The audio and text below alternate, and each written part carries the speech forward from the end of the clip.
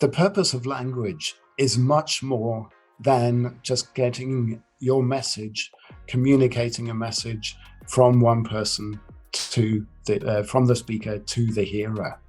With language, we do so much more. The things that we say will help us to bond with the hearer.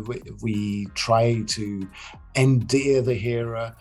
Language can also help us to maintain respect, to distance ourselves from a situation.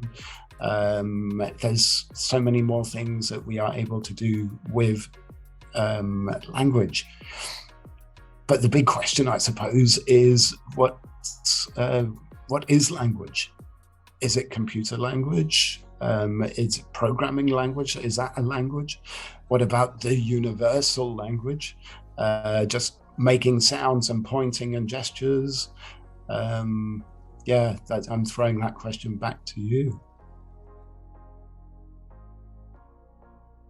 You can introduce your students by telling them to maximize their exposure to language. In this day and age, we have so many more possibilities available to us than we did, say, 10, 20 years ago with the internet, with television, with series, pay-per-view and things like that. I tell my students, first of all, go and look at series, watch as many series as you can, binge watch. This is a kind of homework that they like. I tell them to listen to songs, get the words, write down the words that you hear in series and in songs. Use those phrases and think about the context in which they can be used.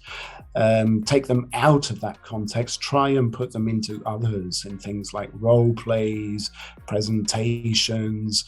I have something called reverse role plays, where you take that sentence out of the role play and you give it a new context.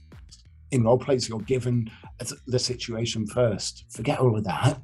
Okay, work with that sentence and give it the context.